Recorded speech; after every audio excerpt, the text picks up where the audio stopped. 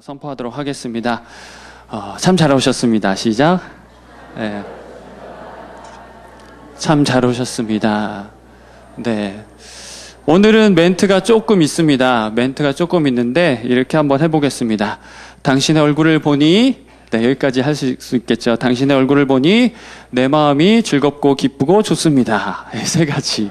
네, 시작. 네. 네. 네. 네. 뭐 순서 바꿔서 하셔도 상관없습니다. 뭐 다른 걸로 하셔도 되고요. 당신의 얼굴 보니 내 마음이 행복하고 즐겁습니다. 뭐 이렇게 바꾸셔도 좋습니다. 네, 오늘 성경 파노라마 네 번째 시간인데요. 드디어 이제 딱 절반의 시간이 왔습니다. 그래서 균형 있게 첫 시간 이제 오리엔테이션 갖고 균형감 가지고 전반부는 이제 신약 성경 내용들 쭉 살펴보고요. 이제 다음 주부터는 구약으로 들어갈 겁니다. 구약 내용으로 이제 함께 들어갈 건데, 구약도 또 재미있는 이야기들이 많이 있습니다. 또 하나님의 마음을 잘 알 수 있는데요. 그 내용도 함께 살펴보고자 합니다. 지난 시간에는 이제 사도행전을 우리가 함께 보았는데요. 이제 교회가 어떻게 시작이 되고 그 이후에 또 나타난 서신서들, 바울 사도와 및 여러 사도들이 기록한 서신서들이 어떠한 배경 가운데서 이렇게 나타나게 됐는지 우리가 간단하게 이렇게 좀 살펴보았습니다. 성경 파노라마 시간은 뭐 이렇게 성경 어떤 구절을 가지고 그 내용이 무엇인지 이렇게 연구하고 그런 시간이 아니라 어떤 큰 틀 안에서 이런 구조들과 배경 또 이 하나님의 말씀을 저와 여러분이 조금 더 잘 이해할 수 있기 위해서 필요한 그런 어떤 도구적인 그런 내용들이라고 좀 보시면 될 것 같아요. 그래서 개인적으로 계실 때는 이 성경 말씀 이렇게 뭐 연구도 하시지만 이 시간에는 그런 어떤 구조와 체계, 그런 내용들을, 배경들을 함께 좀 살펴보시면 좋겠습니다. 오늘 내용 들어가겠습니다. 오늘 그러니까 유인물 보시고요. 그 다음에 화면들은 이제 제가 조금 더 확대하고자 하는 의미로 이렇게 준비를 했으니까 한번 참조해 주시면 되겠습니다. 제3의 인종. 누구를 가리키는 말일까요? 제3의 인종. 또 다른 말로는 별종 중에 별종이라고도 불립니다. 그래서 그 사람들이 어떤 사람들인지 한번 저와 여러분이 살펴보겠습니다. 거기 1번부터 한번 들어가 보면 좋겠는데요. 1번 뭐라고 써 있을까요? 무신론자들, 그리고 가로 치고 가로 열고 로마 황제는 신이 아니다. 네. 이 제3의 인종은 무신론자들이래요. 신을 인정하지 않는데요. 로마 같은 경우에는 로마 그 제국은 다신교인데 여러 신들을 이제 숭배하는 그런 나라인데 신을 인정하지 않는 거는 어떤 범죄 행위처럼 그렇게 여기는 나라가 바로 로마였습니다. 그런데 이 제3의 인종은 무신론자들이라고 그렇게 부르고 있습니다. 특별히 아시잖아요. 로마 황제를 신이라고 이렇게 부르라고 했거든요. 로마 황제는 신이다라고 이렇게 선언을 했는데 이 사람들은 아주 간도 크죠. 로마 황제는 신이 아니다 라고 이렇게 이야기하는 사람들이랍니다.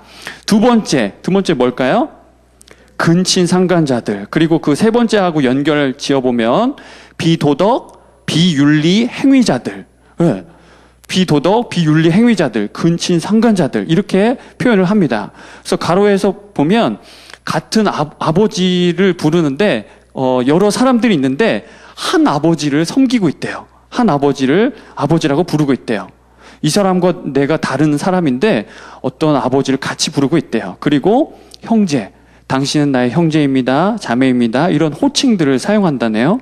네, 네 번째 한번 볼까요? 무시무시한 내용들 나왔습니다. 뭐라고 되어 있습니까? 식인종들. 네, 식인종들. 사람을 먹는 종족들이랍니다. 그래서 거기 보시면 내 몸이니, 제가 니자 빠졌거든요. 내 몸이니 받아 먹으라. 그리고 또 내 피니 받아 마시라.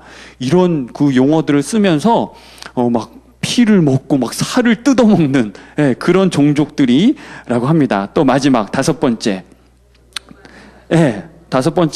로마 도시를 그 불지른 사람들, 불지른 그 원흉들, 방화자들 이렇게 표현을 하고 있습니다. 여기까지 이렇게 내용을 살펴봤는데 제3의 인종, 별종 중에 별종으로 불리는 사람들은 다름 아닌 누구입니까?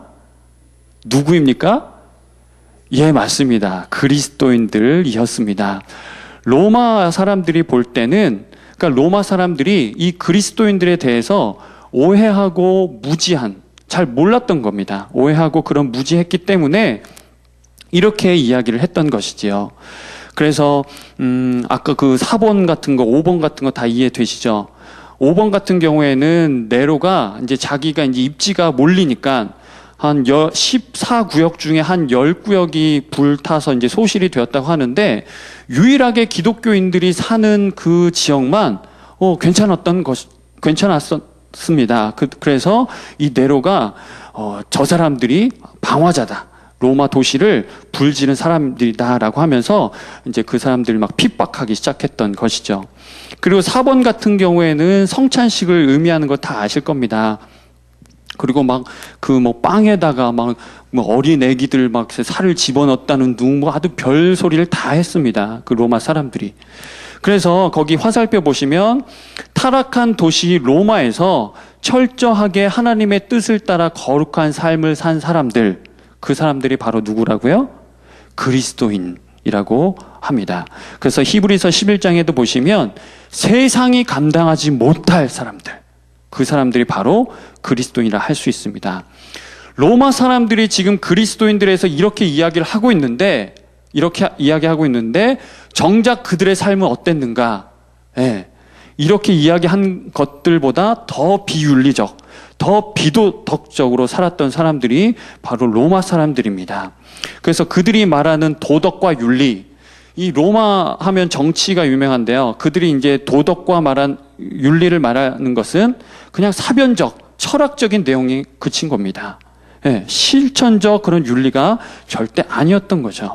그러면서 얘기는 또 막 그렇게 하고 있습니다.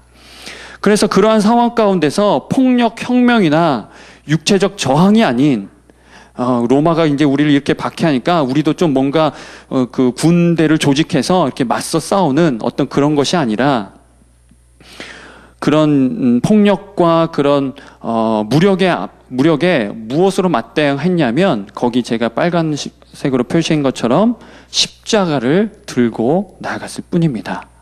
폭력과 십자가 둘이 맞붙은 거죠. 누가 이길까요? 네.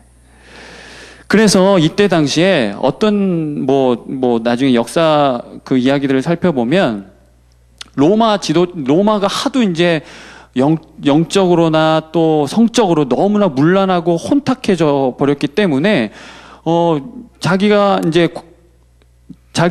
그 다음 세대를 이어서 이제 그 가문을 이어가야 되는데, 도대체 이 낳은 자식이 자기 아이인지 다른 사람 아이인지 모를 정도로 그만큼 영적으로 혼탁한 세대였다고 합니다. 그래서 이 사람들이, 로마 지도층들이 그리스도인 처녀들을 구하고 다녔다고 해요. 그리스도인 처녀들. 왜냐하면 이 사람들은 그 철저하게 신앙 중심으로 살았고요. 다 아시잖아요. 철저하게 신앙 중심으로 살았고, 영적으로나 지적으로나 어떤 그 마음적으로나 육체적으로 깨끗함을 유지하고 있었던, 그러니까 로마 사람들이 보기에도 겉으로는 막 그렇게 막 이상한 소리를 하지만 실제적으로 이 사람들이 보기에 그리스도인들은 아주 순결하고 깨끗한 사람들이었던 것입니다. 그래서 그들도 인정할 만큼 아주 정결한 그런 삶을 살고 신앙을 했다라고 이렇게 보시고 정리하시면 좋겠습니다. 네, 그래서 먼저 그렇게 시작을 했고요. 오늘도 그 구조를 한번 점검하고 넘어가도록 하겠습니다. 두 가지 제가 도표를 준비했는데, 지난번 이어서 두 가지 도표했는데, 그 장르에 따라, 문학적 양식에 따라 복음서, 역사서, 서신서, 예언서 이렇게 네 가지로 구분할 수 있고요. 복음서에는 마태, 마가, 누가, 요한, 역사서, 신약의 유일한 역사서 사도행전이라 했죠. 정리하시면 되겠고, 그 다음에 오늘 좀 이따 끝부분에 다룰 내용, 예언서는 어딜까요? 그렇죠. 요한계시록. 이제 쓰시면 됩니다.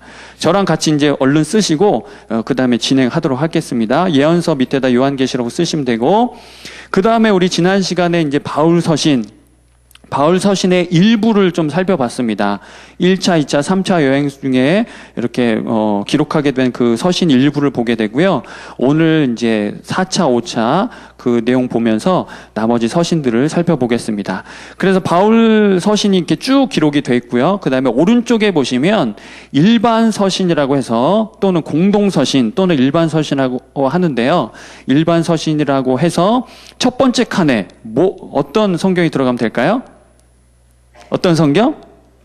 예, 모르시면 거기 성경 펴시면 됩니다. 예, 히브리서, 그리고 야고보서, 베드로 전서, 베드로 후서, 그 다음에 이제 요한 서신이 나오거든요. 요한 1서, 2서, 3서, 유다서 이렇게 되어 있습니다. 그래서 이제 쭉 잠깐 시간 드릴게요. 기록하시고 히브리서, 야고보서, 베드로 전후서, 요한 1서, 2서, 3서, 유다서. 네. 그래서 쓰시면서 들으십시오. 히브리서만 제외하고 야고보서부터 유다서까지 이제 보통 일반 서신, 공동 서신이라고 부르는데요. 그러니까 왜 그렇게 부르냐면 물론 바울 서신과 구별하기 위해서도이지만, 그러니까 특정한 수신인에게 발송한 게 아니라, 그러니까 교회 전체 교회들을 향해서 또 그 교회 그 전체 교회들이 받을 것을 그 교회들을 향하여서 이렇게 보냈구나라고 그렇게 생각한 데서 일반 서신 또는 공동 서신이라고 이렇게 부릅니다. 그래서 이제 바울 서신하고 이제 구별하기만 하시면 될 것 같고요. 이런 용어들은 그냥 참고로 그냥 아시면 될 것 같습니다. 자, 다 쓰셨나요? 예, 그 다음에 이제 넘어가겠습니다. 밑에 보시면 지난번에 이제 그 서신서들을 뚝 떼어다가 역사서 밑으로 탁 집어넣으라고 했습니다. 그래서 크게 이제 세 등분하면 복음서, 역사서, 예언서 이렇게 갈 수 있는데, 서신서들이 다 그 사도행전 밑으로 가고 있죠. 그래서 그 1장부터 사도행전 1장부터 12장까지는 교회가 어떻게 형성이 되는가 봤고요.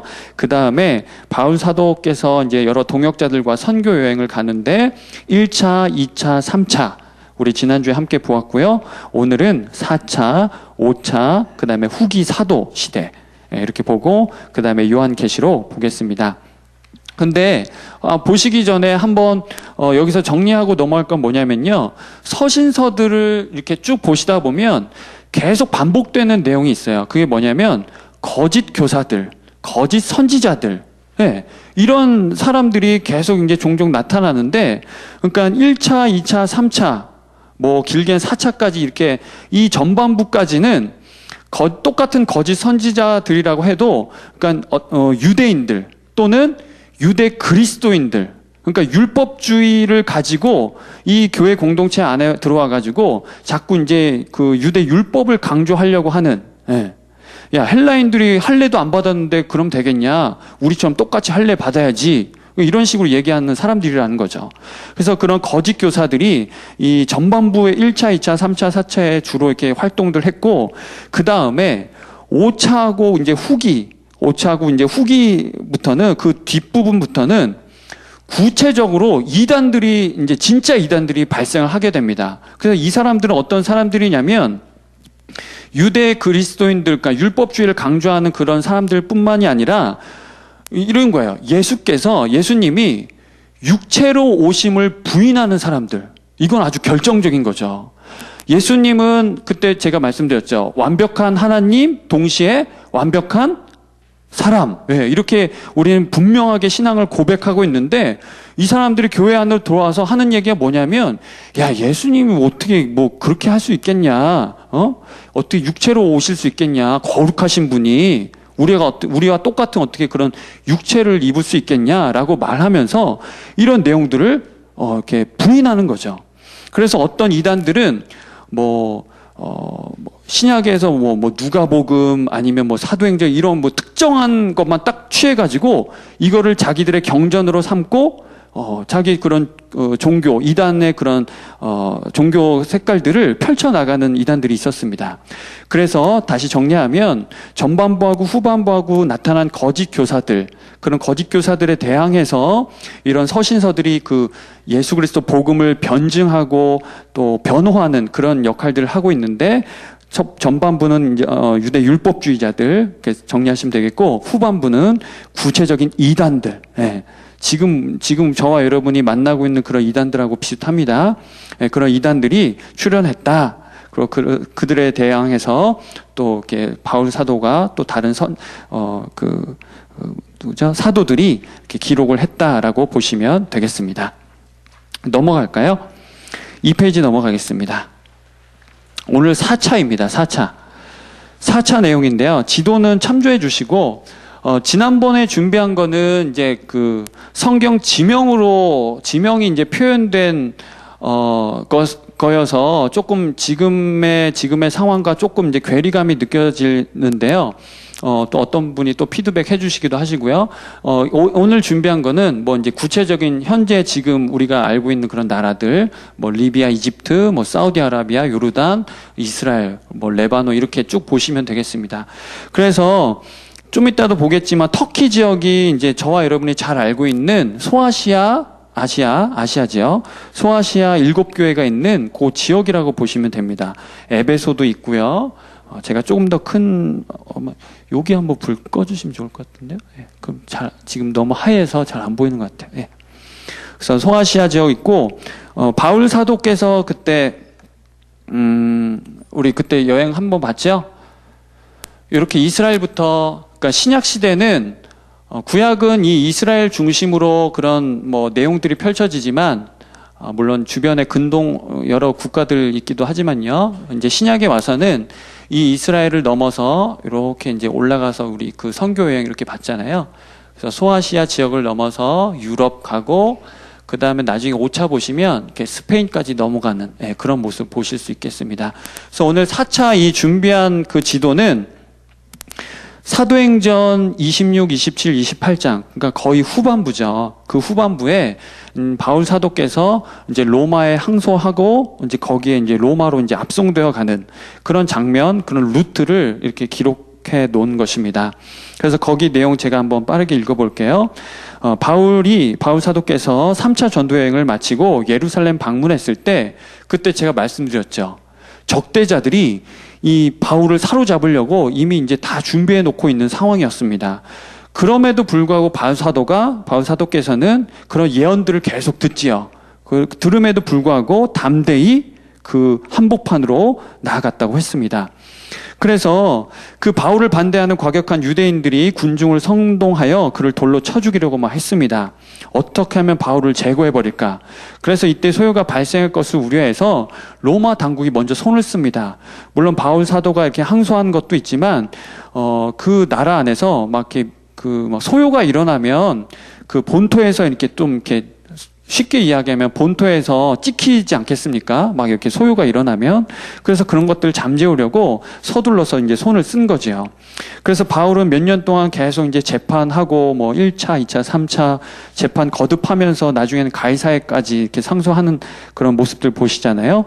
그래서 그런 어려움을 겪으면서 이제 마침내 도착한 이제 로마에 이제 도착해서 바울이 이제 28장 끝부분, 거기 말씀 한번 읽어보겠습니다. 도착한 바울은 온 이태를 자기 셋집에 머물면서 자기에게 오는 사람을 다 영접하고 하나님의 나라를 전파하며 주 예수 그리스도에 관한 모든 것을 담대하게 거침없이 가르치더라. 이렇게 사도행전이 끝마쳐지고 있습니다. 여기서 딱 끝나요. 그 다음에 어떤 일이 일어났는지는 더 이상 기록하고 있지 않습니다. 그런데 중요한 거는 거기 보시죠. 무엇을 전파했다고 했죠? 하나님의 나라. 예수님께서 처음에 오셔서 그 처음으로 전하신 그 복음의 메시지도 때가 찼고, 그렇죠. 하나님의 나라가 가까이 왔으니 라고 하면서 이렇게 복음 전하시잖아요. 그런 것처럼 신약에 이르러서는 계속 하나님의 나라를 선언하시고 또 하나님의 나라가 이렇게 확장되어져 감을 우리는 성경을 통해서 발견할 수 있습니다. 그래서 한 가지 여기서도 정리하고 그 다음에 서신서들 한번 내용을 살펴볼 건데요. 바울 사도께서 기록한 서신은 이제 서신들이 쭉 나타나는데 뭐 다른 서신들도 마찬가지입니다. 연구실에서 어떤 뭐 조그만 집무실이나 그런 연구실에서 내가 복음을 이렇게 연구해야지 하고 오랜 시간 막 연구해가지고 얻어낸 그 결과물이 아닙니다. 바울 사도의 서신은 연구해가지고 막 그렇게 얻어낸 결과물이 아닌 것입니다.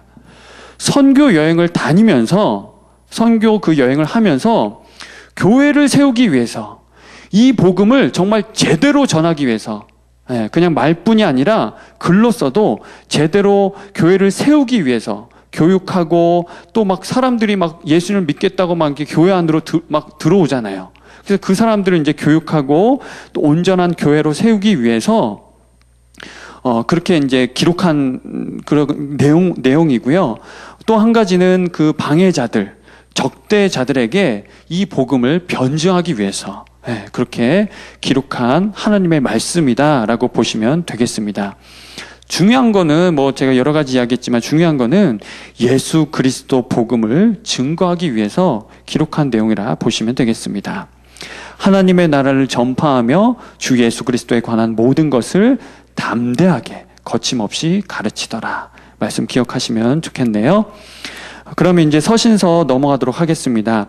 야고보서 먼저 이렇게 함께 나누겠는데요. 야고보서는 그때 이제 초기 1차 선교 여행 때 그 야고보서의 그 예루살렘 회의가 담겨져 있기 때문에 그 연관성을 함께 가지고 가자라고 해서 먼저 했기 때문에 이렇게 먼저 기록을 했습니다. 야고보서 그 가로 안에 있는 내용도 읽어볼까요? 시작. 이거 많이 들어보셨죠? 무엇이 없는 믿음 죽은 것? 예, 그렇습니다. 행함이 없는 믿음은 죽은 것. 그냥 우리 머릿속으로 신앙생활 하는 것 아니고, 그냥 교회 안에서만 신앙생활 하는 것 아니고, 우리의 구체적인 삶의 자리 가운데서 신앙생활 하는 것, 행함이 있는 것, 또 신앙과 또 우리의 행위가 일치하는 것, 그것들을 강조하고 있는 서신이라고 보시면 되겠습니다. 이 야고보는 아시겠지만 예수님의 그 동생을 의미합니다. 얼마나 기도를 많이 했든지요. 별명이 낙타 무릎이라고도 또 그렇게 전해 내려오고 있습니다. 하도 무릎 꿇고 기도해서 무릎이 툭 튀어났다고 합니다. 그리고 이 야고보는 그러니까 예수님의 제자 야고보 아니고요. 그 예루살렘 교회의 지도자로서 지도자 한 사람인 그 야고보, 예수님의 또 동생 그 야고보를 가리킨다고 하는 그런 내용이 좀 대부분입니다. 그래서 그렇게 정리하시고 넘어가시면 되겠습니다. 그 다음에 파란색으로 제가 표시를 해놨는데요. 무슨 서신? 옥중서신. 옥중서신을 풀면? 네, 그렇습니다. 감옥에서 기록한 서신입니다. 특별히 감옥에서 기록한 서신, 뭐 다른 것도 있지만 특별히 이 네 서신을 특별히 옥중서신이라고 하는데 한번 읽어볼까요? 에베소서, 골로새서, 빌레몬서, 빌립보서. 앞으로 이 네 서신이 나오면 옥중서신 먼저 탁 이렇게 기억을 하시고 말씀을 들으시면 되겠습니다. 그래서 에베소서 먼저 가겠습니다. 에베소서는 교회론을 이야기합니다. 교회론. 교회의 기초가 어떠하고 교회가 어떻게 발생되었고 교회의 근본이 무엇인지 그런 내용들을 이렇게 신학적으로 이렇게 풀어낸 신학적인 제가 거기다 논설이라고 표현했는데요. 신학적인 논설에 가까운 그런 내용입니다. 그래서 조금 이제 이론적인 것처럼 이렇게 느껴져 가지고 좀 어려울 수 있는데요. 그렇다 하더라도 말씀 한 구절 한 구절 잘 보면 이해가 됩니다. 그래서 사도와 선지자의 터에 기초한 보편적인 교회론을 이야기하고 있고요. 참고로 비교를 해본다면 지난번에 우리 고린도 전서 후서도 교회에 관한 이야기를 한다 했습니다.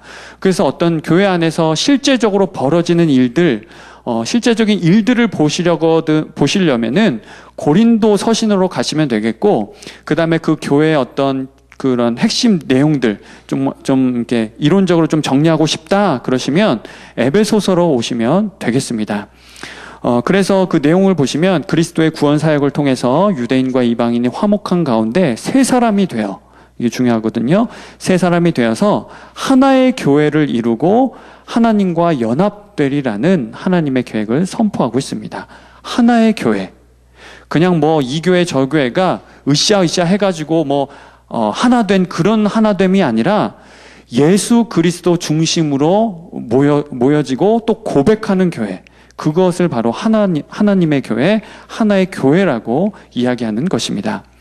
그리고 그 밑에 보시면 골로새서가 나와 있는데요. 이 골로새서도 에베소서랑 좀 이렇게 쌍둥이입니다. 좀 비슷해요. 그래서 어떤 학자들은 이 골로새서를 기초로 해서 에베소서가 기록이 되었다 이렇게 이야기하는 학자들도 있습니다. 그래서 이제 에베소서하고 골로새서가 좀 비슷하기 때문에 그 내용들 한번 보시면 되겠습니다. 여기에서는 이제 구체적으로 나오죠. 승천하신 예수님을 가리키죠. 승천하신 교회의 머리. 예수님 교회의 머리시고 또 몸된 교회 이렇게 표현하기도 하잖아요. 그래서 옛사람을 벗어버리고 새 사람을 입으라 이렇게 권면하고 있습니다.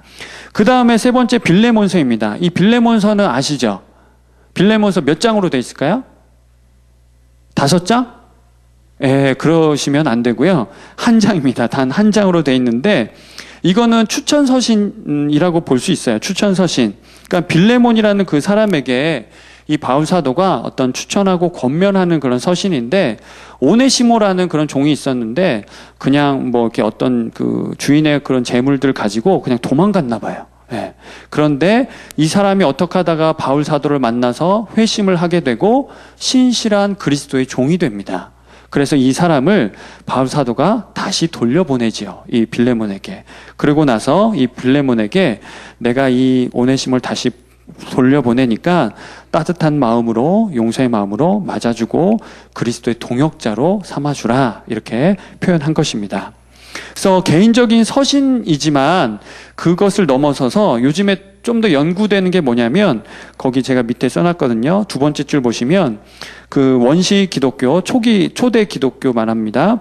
원시 기독교가 당시 사회 정치 문제에 대해서 어떤 입장을 취했는지, 그때 당시 상황에서 그리스도인들이 어떻게 그런 부분들에 대해서 마음을 정리하고 신앙의 삶을 살았는지 이렇게 엿볼 수 있는 짧지만 중요한 서신이라고 또 이렇게 평가가 되고 있습니다. 그렇게 정리하시고 넘어가시고요. 그 다음에 빌립보서 가겠습니다. 어떤 서신입니까? 그렇죠. 기쁨의 서신. 이거는 다 아시겠지만 주 안에서 뭐라고 합니까? 그렇죠. 항상 기뻐하라. 그 데살로니가 있는 말씀이고, 바울 사도 여기서는 빌립보서에서는 기쁨의 서신인데 내가 다시 말하노니 주 안에서 기뻐하라 이야기합니다. 그래서 특별히 의미가 있는 것은 바울 사도가 지금 옥중에 갇혀 있으면서도 기뻐하라고 우리 성도들에게 권면을 하고 있습니다. 특별히 빌립보서는 그 여성 지도자들이 조금 이렇게 입김이 좀 셌던 그런 교회였던 것 같아요. 초기에도 이제 그 빌립보 처음에도 이제 세워질 때도 루디아라는 그 자주장사 통해서 이렇게 세워졌는데, 나중에 뭐 나오잖아요. 누구하고 누구 이렇게 좀 화해하라고 좀 나오죠. 요디하고 순두개인가요? 그런 사람들과 화해하라고 하면서 그 나누어지고 다툰 그 마음들을 다시금 용서하고, 거기 제가 읽겠습니다. 다툼, 허영, 이기적인 욕심을 버리고 예수님의 무엇을 배우며? 겸손을 배우며 그리스도와 연합된 삶 속에서 고난과 박해를 넘어 기뻐하라고 권면합니다. 특별히 빌립보서 2장에 보시면 예수 그리스도께서 어떻게 우리 가운데 오시고 죽으시고 십자가에 달려서 죽으시고 부활하시고 승천하셨는지 그 전 과정을 짧지만 아주 압축해서 보여주고 있습니다. 우리 잠깐만 한번 볼까요? 이게 중요한 내용인데요. 빌립보서 2장. 네. 아실 겁니다. 빌립보서 2장 5절에서 11절. 빌립보서 2장 5절에서 11절 보시면 너희 안에 이 마음을 품으라 곧 그리스도 예수의 마음이니 그는 근본 하나님의 본체시나 하고 쭉 내용들이 나와 있습니다. 그래서 이 말씀들은 아마 익숙하고 유명하고 그래서 뭐 이렇게 어려움 없으실 거예요. 그래서 이 내용들은 아주 이렇게 핵심을 요약해 놓은 것이라 보시면 되겠습니다. 그렇게 정리하시고 넘어가도록 하겠습니다. 그 다음에 3페이지 가겠습니다. 3페이지. 3페이지 보시면 이제 5차인데요. 네. 지도 한번 살짝 볼까요? 네. 지금 표현을 이렇게 돼 있지만, 로마에서 이제 바울 사도가 있으면서 그때 이제 로마서에서 뭐 서바나 뭐 이런 내용들이 나오잖아요. 아시는 것처럼 이제 어떤 학자들은 이제 바울 사도가 이제 이쪽 왼쪽으로 넘어갔다가 이렇게 여기 다시 로마 거쳐서 그레데, 그 다음에 소아시아 지역 넘어서 그리스, 그 다음에 다시 로마로 이렇게 복귀했다고 이렇게 이야기를 합니다. 그러니까 스페인으로 간지 안 간지는 또 이렇게 뭐 논의가 좀 있지만 어쨌든 그런 계획을 가지고 바울 사도가 사역했을 것이다 라고 또 이렇게 전해져 내려오고 있습니다. 그래서 5차 같은 경우에는 선교 여행이라고도 부르긴 하지만 그런 이제 교회들을 든든히 세워가고 또 거기 든든히 세워가고 또 이제 또 성도들을 위로하는 그런 어떤 내용들로 채워져 있습니다. 그래서 대부분의 학자들은 바울이 로마에서 2년 동안 감금 생활을 한 후에 석방되어서 스페인, 에베소, 마게도냐, 그레데로 전도 여행을 갔다가 다시 로마로 돌아온 것으로 추론하고 있다고 이야기합니다. 그래서 두 가지 목표를 이야기한다면 첫 번째는 복음을 땅 끝까지 전하는 것이었고 또 다른 하나는 무엇입니까? 그 믿음의 아들들이 있었는데 디모데하고 디도거든요. 그 디모데하고 디도를 좀 이렇게 만나서 격려하려고 그렇게 목적을 삼았다고 할 수 있습니다. 그래서 지금 이 루트를 보시면 그레데 디도가 있는 그레데 섬이 있고요. 그 다음에 이제 여기 이쯤에 보시면 에베소 지역에 디모데 만나고 그렇게 교회 든든히 하는 그런 모습 볼 수 있습니다. 그건 이제 참고만 하시고요. 이제 한번 내용 또 다시 넘어가도록 하겠습니다. 목회서신 들어가겠습니다. 목회서신은 이런 시기들은 뭐 그냥 이제 한번 참고로 보시기만 하시고요. 그냥 이런 내용들이 있다라고만 보시고 중요한 거는 이제 그 목회서신이 뭔가 어떤 것들을 목회서신이라고 하는가 그것을 아는 게 중요합니다. 18세기 중엽부터 이제 바울 사도의 새 서신을 목회서신이라고 부르는데 이제 목회 수행에 필요한 여러 가지 교훈들, 권면들을 담고 있지요. 그래서 중요한 것은 거기입니다. 올바른 교회 질서에 관한 여러 지침, 교회 질서에 관한 여러 지침을 담고 있습니다. 목회 서신이라고 해서 목사들 전도사들만 읽어야 되는 서신이냐 이런 건 아니고요. 이거는 교회가 읽어야 될, 그러니까 저와 여러분 다 해당되는 거죠. 직분자들을 어떠한 사람을 선택하고 세우며 또 그들이 또 감당할 그런 사역의 내용들은 무엇이며 이런 것들을 담고 있잖아요. 그래서 교회 질서에 관한 여러 지침들을 담고 있기 때문에 모든 그리스도인들이 함께 보아야 할 내용이라 할 수 있습니다. 그리고 또 한 가지는 거짓 교훈과 구분되는 바른 교훈을 강조합니다. 제가 아까 말씀드렸죠. 후반부로 올수록 바울 사도는 이제 거의 이제 순교의 때가 임박하였고요. 이제 그 바톤을 이어서 이런 디모데, 디도 이제 젊은 사역자들이 일어나서 이제 사역을 하는데 이때 당시에 이제 이단들이 막 출현을 했다고 했잖아요. 그래서 이 이단들을 맞서서 계속 그 말하는 그런 거짓 교훈들과 대항해서 바른 교훈. 그래서 특별히 여기서 바른 교훈은 사도 바울께서 우리에게 가르쳐 준 그 예수 그리스도 복음 그 내용을 의미한다고 보시면 되겠습니다. 그래서 목회서신은 세 가지인데요. 디모데 전서, 후서, 디도서 이렇게 보시면 되겠습니다. 이 내용들은 제가 구체적으로 다루진 않고요. 그 가로만 보시면 되겠습니다. 하나님의 말씀과 영혼을 맡은 자의 사명, 디모데 전서 나와 있고요. 디모데 후서에는 교회를 가르침, 어떻게 가르칠 것인가. 그리고 디도서는 거짓 교사들을 규탄하는, 거짓 교사들 배척해라. 그거 따르지 말고 사도 바울께서 우리에게 주신 그 복음을 다시 붙잡고 그 복음대로 살아라. 그렇게 권면의 내용들이 담겨져 있습니다. 그 다음에 이제 다시 돌아와서 일반 서신 이제 나머지 부분들을 함께 나누겠습니다. 베드로 전서, 후서, 유다서, 그리고 히브리서가 있는데요. 베드로 전서는 고난 가운데 인내하라. 그런 권면이 담겨져 있습니다. 그래서 아까 제가 지도 보았던 대로 소아시아 그 넓은 지역, 이쪽 소아시아 넓은 지역에 흩어져 살아가고 있는 그리스도인들을 향하여서 베드로 사도께서 이렇게 서신을 보냈는데요. 계속 핍박이 오는 겁니다. 유대인들 핍박이 오고 또 이단들이 막 와가지고 교회를 막 어지럽게 하고 이런 고난과 절망에 처한 성도들을 격려하고 위로하는 서신이라 볼 수 있습니다. 그리고 이 베드로 사도께서도 똑같이 강조합니다. 예수 그리스도 복음, 그의 죽음과 부활, 재림을 상기시키면서 인내로 신앙을 굳게 지키며 살 것을 이렇게 요청을 합니다. 그래서 구체적으로 베드로 후서에서는 거짓 선지자들을 대항하라고 이렇게 이야기하고요. 그 다음에 유다서도 마찬가지입니다. 어떤 학자들은 유다서를 이제 근간으로 해서 베드로 후서가 또 기록되었다고 이야기하기도 하고요. 이거 보시면 되겠습니다. 그래서 베드로 후서하고 유다서하고 비슷합니다. 한번 나중에 살펴보시면 좋겠습니다. 그래서 신앙을 위협하는 거짓 교사들에 대해서 대항합니다. 그래서 성도에게 단번에 주신 믿음을 위해서 싸울 것을 권면하지요. 그러니까 지금 복음을 들고 살아가고 있긴 하는데 이런 사람들이 어느 순간 그 거짓 교사들이 들어와서 자꾸 이렇게 도전하고 또 이렇게 가만 이렇게 막 쥐새끼가 들어와가지고 막 그렇게 뭐 갉아먹는 것처럼 신앙들을 자꾸 이렇게 갉아먹고 그런 것입니다.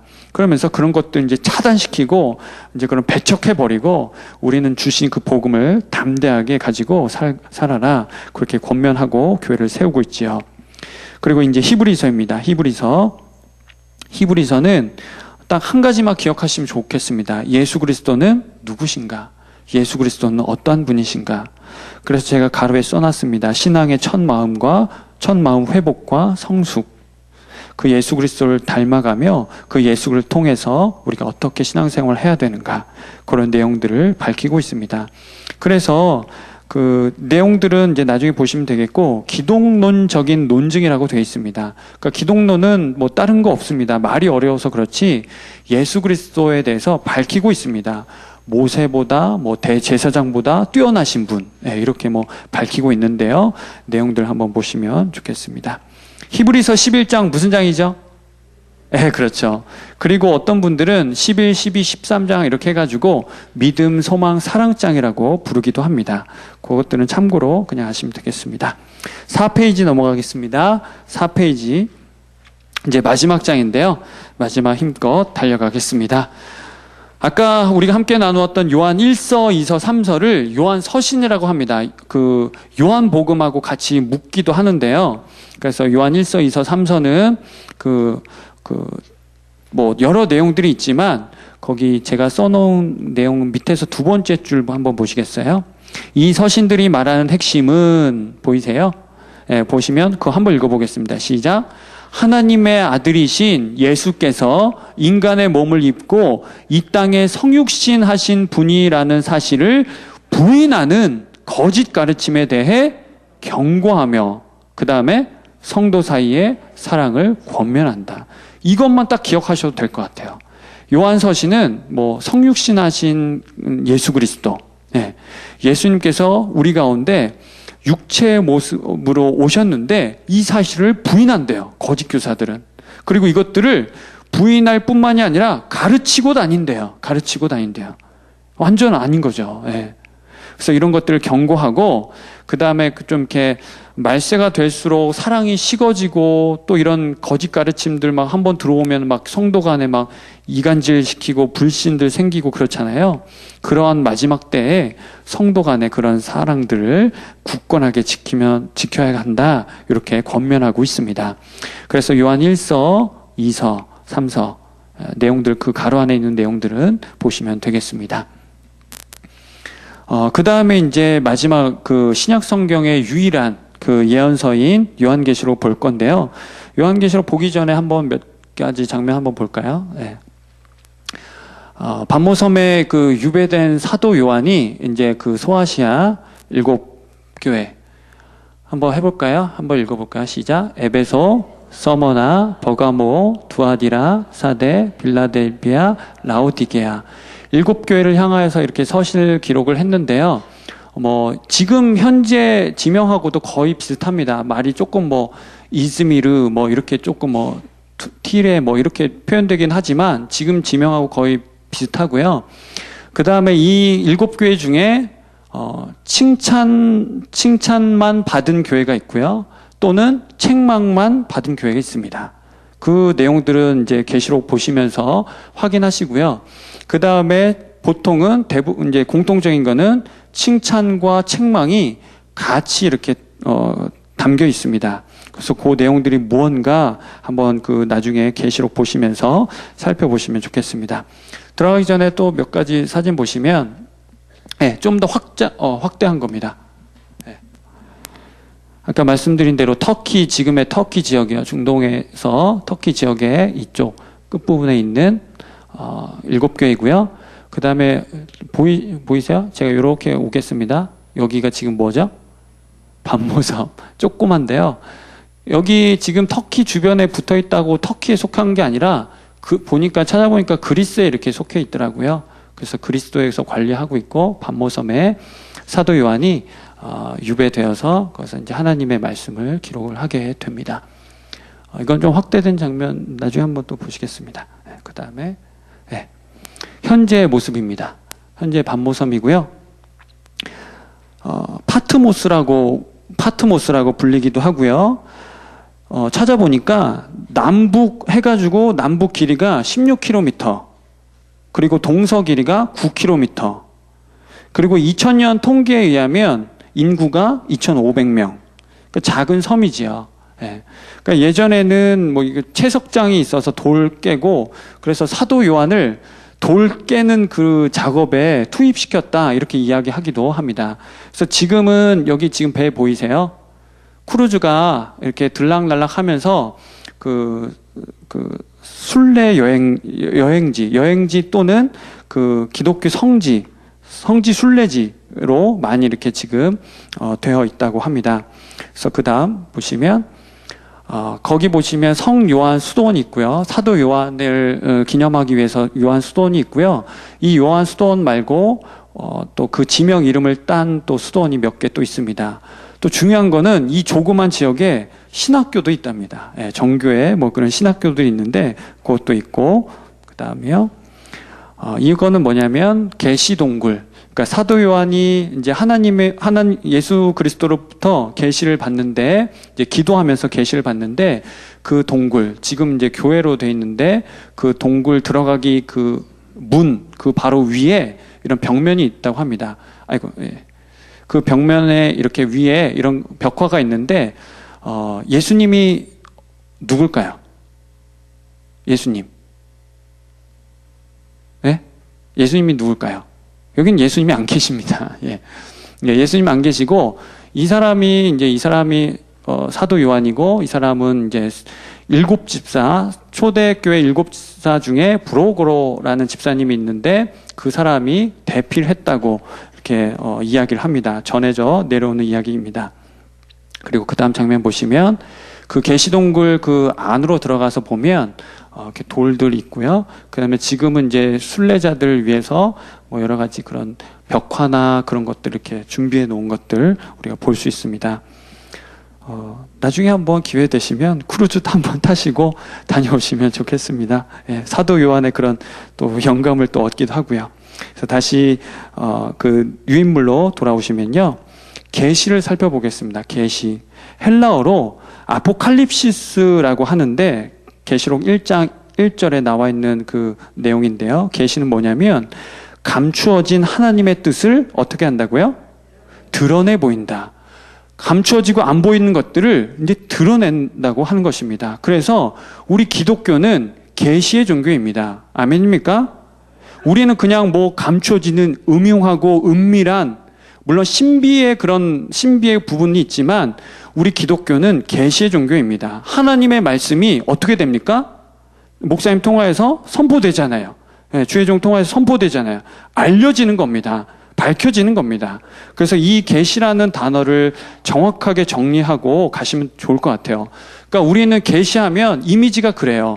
무슨 사도 요한이 뭐 그런 건 아니지만 뭐 이상한 산 속에 들어가 가지고 이 하나님이 주신 교회가 아닌 무슨 이상한 데 들어가 가지고 막 철야 금식 기도하면서 막 뭐 이상한 거 받은 내용을 막 받은 그런 것들만 계시라고 하는데 계시는 하나님의 말씀입니다. 아멘입니까? 그래서 정확하게 기억을 하셔야 돼요. 이상한 게 아니라 하나님의 말씀, 그 하나님의 말씀을 저와 여러분이 밝히 알도록 드러내 보이신 것, 그것이 바로 계시입니다.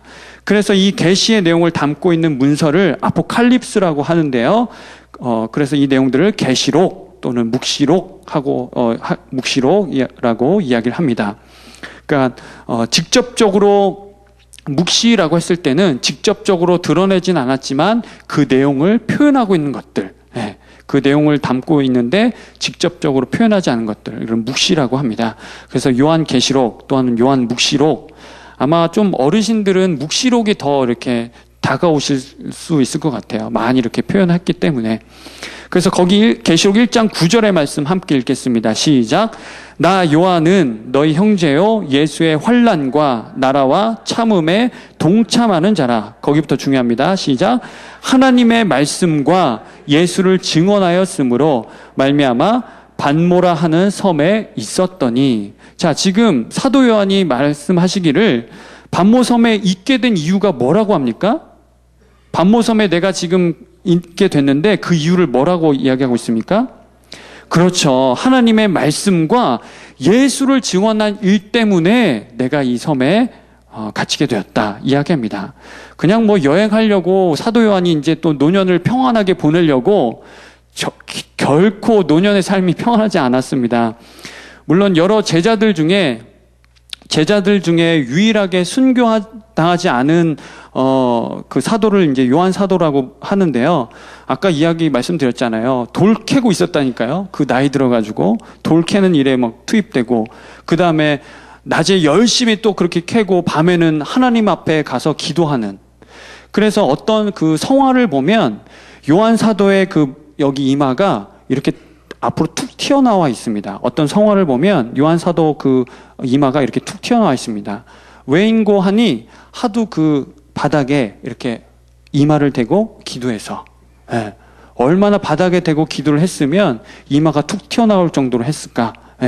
그래서 그렇게 표현하기도 합니다. 그래서 노년의 삶이 결코 그렇게 뭐 쉽지 않았다 이렇게 보시면 되겠습니다. 그래서 그 말씀을 근거로 해서 저와 여러분도 이 계시록을 보실 때 이 하나님의 말씀과 예수 그리스도에 관한 이야기다, 내용이다. 그래서 그 내용을 딱 핵심을 품고 가시면 좋겠습니다.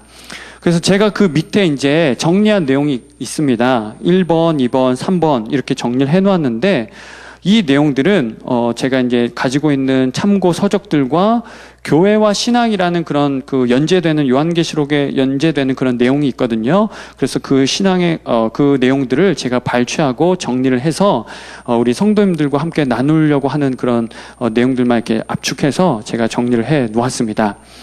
요한계시록 하면 어떻습니까? 보통 어떤 이미지가 어떻죠? 요한계시록 하면 딱 한 번에, 이미 알고 계신 거예요. 난해하다. 그게 벌써 탁 와요. 난해하고 어렵다. 무슨 내용이 있긴 한데 막 용도 나타나고 막 불 쏟아지고 막 그런 무슨 심판과 재앙, 또 무섭다라고 표현도 하기도 하죠.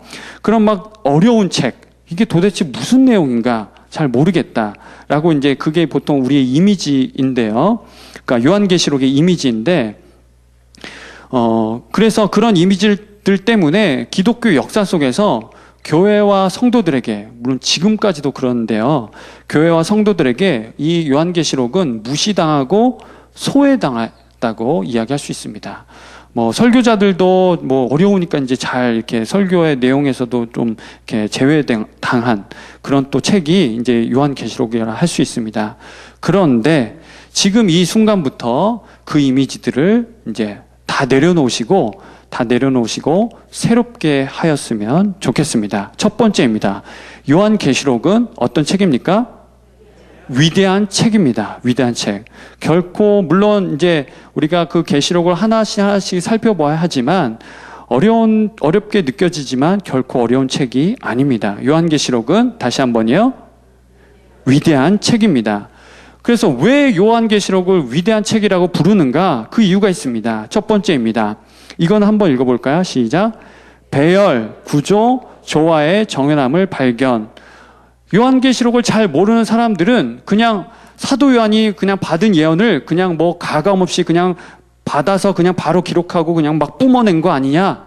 이렇게 하면서 막 알지도 못하는 내용들을 막 그냥 쏟아놓은 것 아니냐? 이렇게 이야기하기도 하는데 결단코 그런 내용이 아니다라는 것입니다. 배열을 딱딱 정확하게 어떤 그 나름대로 규칙성을 가지고 배열을 해놓았고요. 구조가 있습니다. 그냥 막 써내려간 게 아니라 구조에 의해서 그 구조를 딱딱 맞춰가지고 통일성과 어떤 그런 내용들 가지고 조화를 이루도록 이렇게 기록을 한 서신이 바로 요한계시록이라 할 수 있습니다. 또 한 가지 중요한 이유가 있는데 두 번째가 뭡니까? 확고한 신앙.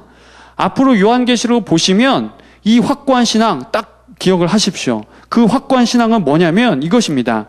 세상 제국은 멸망해도 어떤 교회는 하나님이 세우신 바로 이 교회는 영원히 승리하리라는 그런 믿음을 선포하고 있는 책이 바로 요한계시록이라는 겁니다. 예. 우리 그때 고대 근동 나라가 계속 이렇게 무너지는 거 봤잖아요. 그 신상, 다니엘이 신상 바벨론 왕 느부갓네살이 그 신상 꿈을 꾸면서 고대 그 근동 뭐 페르시아 바사 뭐 이런 그 제국들이 무너지고 그 다음에 그 중간기를 거쳐서 결국에는 하나님의 나라가 이렇게 선포되는 그런 장면을 보았는데 이 요한계시록에서도 하나님의 나라, 하나님의 교회가 결국에는 승리하고 또 지금 저와 여러분 그 나라를 또 그 승리를 바라보면서 지금 선한 싸움을 싸우고 있는 저와 여러분이 결코 잘못되지 않았다. 지금 그러니까 쉽게 이야기하면 너희들이 지금 믿음의 선한 싸움을 싸우고 있는 것이 맞다라고 지금 선언해주고 있는 책이 바로 어떤 책이라고요? 요한계시록이라고 할 수 있습니다. 그래서 화살표 보겠습니다. 이 신앙이 어려운 환난과 역경 중에서도 하나님의 교회를 오늘까지 지켜왔으며 앞으로도 낙심과 환난 가운데 있는 성도들에게 무한한 인내와 용기를 불어넣을 것이다. 그래서 자꾸 어렵다 하면은 진짜로 어려워집니다. 예. 그 이미지를 이제 좀 바꾸어서 하나님께서 나에게 지금 이 요한계시를 통해서 용기를 주시는구나. 내 믿음이 결코 헛되지 않았구나. 이렇게 보시면 됩니다. 아멘입니까? 예, 두 번째 보겠습니다. 두 번째, 이것도 또 중요해요. 두 번째 시작. 요한계시록은 무서운 책이 아니다. 첫 번째는 위대한 책이고요. 두 번째는 무서운 책이 아니다. 아닙니다. 누가 이렇게 가까이 봐서 그거 좀 무섭지 않아? 그러면 타이르세요. 결코 무서운 책이 아니야. 이렇게 타이르세요. 거기 내용 보시겠습니다. 저도 이제 한번 확인을 해봤는데 계시록 총 422장, 총 22장이고요. 404절입니다. 404절인데 그 중에서 재앙에 관한 것은 몇 절? 98절. 그리고 기쁨과 위로와 소망에 관한 것은 150절. 딱 보이십니까? 뭐가 더 많습니까? 기쁨과 위로와 소망에 관한 것들. 그래서 하나님의 심판이 나타났다고 해서 하나님이 아주 그냥 사람들 죽이려고 작정하셨네. 이렇게 보시면 안 되고 하나님이 지금 믿음의 싸움을 싸우고 있는 이 사람들. 그리고 중요한 것은 그 마지막 순간에도 하나님은 믿지 않는 사람들이 돌아오기를 기회를 주신 겁니다. 그 심판의 불이 임하는 그 순간에도 이 사람들이 끝까지 돌아오기를. 그런데 놀라운 사실은 뭔지 아십니까? 그 순간에도, 그 고통을 받는 그 순간에도 이 안 믿는 사람들은 이를 악물고 내가 믿나 봐라. 내가 예수 그리스도 복음을 믿나 봐라. 이렇게 더 마음을 강팍하게 하고 있다라고 기록하고 있습니다.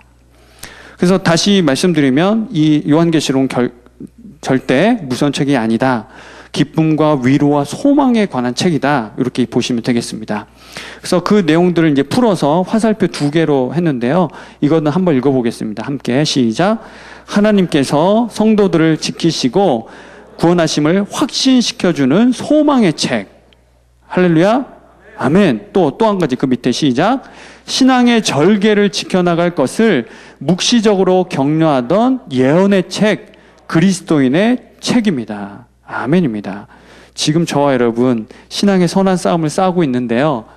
그 결단코 헛되지 않습니다. 예, 주께서 그날에 또는 지금도 붙잡아 주시고요. 그날에 그래 너희들이 잘하였다. 착하고 충성된 종아 잘하였다. 나의 사랑하는 아들아 내가 이제 위로해 줄게. 품에 안아주시고 그것들 한번 기대하시면서 이 책을 또 보시면 좋겠습니다. 마지막 세 번째입니다. 시간이 거의 다 됐는데요. 마지막 하고 마무리하도록 하겠습니다. 아까 제가 처음에 말씀드렸던 요한계시록의 통일성과 구조, 상징들, 해석법입니다. 그래서 요한계시록을 기회가 있다면 이런 것들 하나씩 살펴보면 좋겠지만 물론 성도님들도 이런 그 요한계시록을 하나씩 살펴보면 이러한 통일성과 구조, 상징들, 해석하는 그런 방법들을 이렇게 익혀가시게 될 겁니다. 그래서 여기서 중요한 건 뭐냐면요. 통일성 한번 보실래요? 통일성. 1장부터 3장까지 딱 한 부분 떼어 놓으시고요. 그 다음에 4장부터 22장. 이게 두 부분으로 되어 있는데 이 두 부분이 서로 어떻게 연결되어 있다고요? 유기적으로 연결되어 있습니다.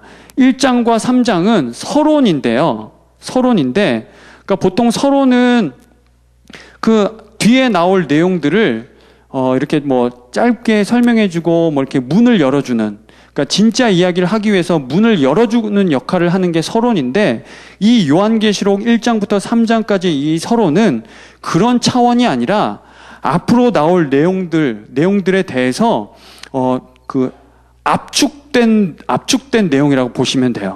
그래서 1장부터 3장까지 내용이 없으면 뒤에 4장부터 22장까지 해석을 할 수가 없는 겁니다. 그리고 뒤에도 똑같아요. 4장부터 22장이 없으면 1장부터 3장까지는 뭐 이렇게 그냥 의미가 없는 것이 되는 것입니다. 그래서 그 전반부하고 후반부가 별개의 내용이 아니라 연결이 되어 있고 또 이렇게 조화를 이루고 있다. 이렇게 보시면 되겠습니다. 그래서 가로에 쳐놨는데요. 부분 속에서 전체를 보시고, 그러니까 1장부터 3장 이 부분 속에서 전체를 볼 수 있어야 되고요. 그 다음에 전체 내용 속에서 이 1장부터 3장까지 이야기했던 내용들을 보시면 되겠습니다. 그래서 통일성에 관한 여러 가지 예시들이 있지만 한 가지만 제가 예로 들면 요한계시록 1장 8절에 보시면 요한계시록 1장 8절 제가 읽어드릴게요. 주 하나님이 이르시되 나는 알파와 오메가라. 이제도 있고 전에도 있었고 장차 올 자요 전능한 자라 하시더라. 이렇게 돼 있는데 나는 알파와 오메가 이렇게 전반부에 하나 선언을 하시고요.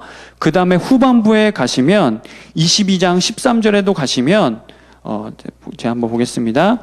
22장 13절에도 보시면 거기도 보시면 나는 알파와 오메가요. 처음과 마지막이요 시작과 마침이라 나오지요. 그렇죠. 그런 것처럼 이렇게 교차적으로 반복하고 이게 균형을 이루고 있습니다. 1장과 3장은 짧지만 거의 4장과 22장 그 맞먹을 정도로 거의 교차적으로 연결이 되어 있습니다. 그렇게 보시면 되겠고 그 다음에 구조도 지금 말씀드리는 구조, 상징, 해석법은 어느 한 개만 제가 그러니까 시간이 없어서 그러니까 한 개만 그러니까 저와 여러분이 조금 알아야 될 내용들만 제가 대표성으로 해서 뽑은 거고요. 여러 가지 구조들이 있고 여러 가지 상징들이 있으며 해석법이 다양합니다. 그래서 그런 것들 중에 제가 대표만 갖고 왔습니다. 그래서 구조를 보시면 하늘과 땅 돼 있고 하늘 1장, 땅 2장, 3장 그 다음에 다시 위로 올라갔다가 내려왔다가 이렇게 돼 있잖아요. 그래서 이것도 이제 서로 어그러짐이 없이 하늘의 이야기를 했으면 그 다음에 땅의 이야기, 그 다음에 또 다시 하늘의 이야기 이렇게 반복하고 교차합니다. 그러면서 사도 요한이 뭘 이야기하는 거냐면 믿음의 성도들이요 땅만 쳐다보고 살지 마십시오. 그럼 뭘 쳐다보고? 하늘 바라보고. 하늘 바라보고 사십시오. 라는 그런 의미를 가지고 이런 반복적으로 구조들을 했다. 이렇게 정리를 하시면, 되겠습니다. 그 다음에 상징 보겠습니다. 세 번째 상징인데, 여기서 중요한 건 뭐냐면 상징이 아닌 것하고 상징인 것. 이게 뭐 쉽지는 않습니다. 이런 것들을 뭐 이제 한번 이제 연구가 필요하고 또 이제 정리할 필요는 있는데요. 상징이 아닌 것들, 뭐 예를 들면 교회가 뭐 상징 아니죠. 내생물, 뭐 장로들, 구름들, 천사, 그 다음에 쭉쭉쭉 나타나 있습니다. 상징이 아닌 것들이 이거고요. 그러니까 이거는 교회, 그러면 그 교회를 의미하는 거예요. 그 교회. 그러니까 뭐를 뭐 다른 무슨 숨겨진 의미가 있는 게 아니라 그 교회다 하면 그 교회를 의미한 겁니다. 그리고 상징은 숫자. 이제 특별히 요한계시록에 숫자가 많이 나타나 있거든요. 뭐 한때 반, 두때 반, 뭐 천일, 그리고 뭐 666 많이 들어보셨죠? 666. 그런 것들, 숫자, 색깔, 동물, 식물, 지명, 또 기타 사물들을 이제 상징으로 해놨는데, 특별히 이제 그 지명 중에 보면, 지명 중에 바벨론이라고 나옵니다. 바벨론. 실제적인 지명은 우리가 아는 그 바벨론이 맞지만, 여기서는 상징으로 표현된 거죠. 그러니까 여기서 말한 바벨론은 뭐냐면, 당시의 상어로 말하면 로마 제국을 가리키는 거죠. 로마 제국. 그래서 음녀의 성, 음녀의 땅, 예, 타락한 바벨론이요, 저주받을 바벨론이요 하면 그거는 뭘 가리킨다고요? 로마 제국을 가리킨다고 보시면 되겠습니다. 그러면 좀 쉽게 얘기하면 좋은 것을 왜 이렇게 상징하고 어렵게 이렇게 이런 기호들로 이렇게 사도 요한이 기록을 했을까라고 한다면 답은 이렇게 할 수 있습니다. 로마가 이제 그 통치권을 가지고 이제 전 세계를 다스리면서 하는데, 지금 사도 요한은 유배 중에 있고요. 하나님의 말씀과 예수를 증언하다가 이렇게 유배당했다고 했잖아요. 근데 나는 여기 있고 우리 교회들을 향해서 이제 하나님이 어떤 말씀을 전해야 됩니다. 그런데 있는 그대로 무너질 로마 제국이요. 네. 이런 망해버릴 로마 제국이요. 이렇게 서신을 써가지고 보냈다고 칩시다. 그러면 그 서신이 발각되면 어떻게 됩니까? 어떻게 될까요? 물론 사도 요한은 뭐 그런 것에 대해서 이제 죽음을 초월했겠지만, 발각이 되면 그것도 이제 소실이 되고 또 하나님의 교회들에게 전달도 되지 않고, 그런 이제 어려움이 있는 것이죠. 그래서 그리스도인들이 알 수 있을 만한, 당시의 표현으로 의하면 그리스도인들이 서로 알 만한 그런 기호들과 상징들을 표현해서 이렇게 기록을 했다고 보시면, 정리하시면 좋겠습니다. 그래서 뭐 숫자는 뭘 의미하고, 색깔은 뭐 의미하고, 이렇게 하나씩 한번 생각해 보시면서 가시면 좋을 것 같아요. 그리고 마지막 해석법입니다. 해석법도 여러 가지가 있는데요. 뭐 제가 앞에 점점점 해놨잖아요. 그건 여러 가지가 있다는 표현입니다. 시대사적으로 해석하는 방법이 있고, 교회사적으로. 그러니까 시대사적은 이겁니다. 당시에 국한된 내용. 그러니까 지금의 상황과는 동떨어진 당시에만 국한되어 있는 내용으로만 보는 거예요. 네, 그렇게 해석을 하는 방법입니다. 그러면 오늘의 이 시대와는 뭐 상관이 없기 때문에 조금 이질감이 느껴지잖아요.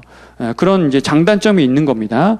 또 어떤 분은 교회사적으로 보고, 또 어떤 분은 영적으로 보기도 합니다. 그러니까 하나님께서 이 전 인류 역사 속에서 지금 행하고 계시는 그런 일들, 그런 원리들을 하나님이 보여주시는 거다라고 이렇게 또 표현을 할 수 있습니다. 그때 당시에 바벨론은 로마 제국을 가리키지만, 지금 만약에 바벨론을 저와 여러분이 이야기한다면 뭐겠습니까? 예. 이 악한, 죄악된 세상, 가치관, 악한 가치관, 뭐 그런 것들로 한번 표현해 볼 수 있겠죠. 죄악된 모습들. 예. 그래서 지금까지 이렇게 연결이 된다, 이렇게 보시면 되겠습니다. 그래서 이 해석법이 이렇게 다양한 이유는 어느 한 가지로만 이거다 해가지고 그것만 딱 붙잡고 요한계시록을 보면 지금 나타난 이단들이 지금 벌이고 있는 그런 일들을 할 수밖에 없는 것입니다. 14만 4천, 그럼 거기에만 딱 매여 있어요. 그러면 그 나머지 사람들은 구원 못 받습니까?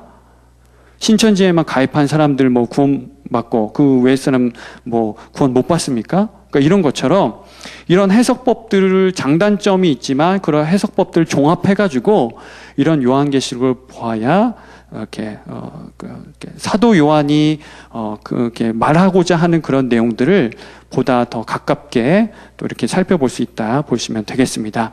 그래서 정리를 딱 이제 해보면 요한계시록은 아까 이야기한 대로 위대한 책이고요, 무서운 책이 절대 아닙니다.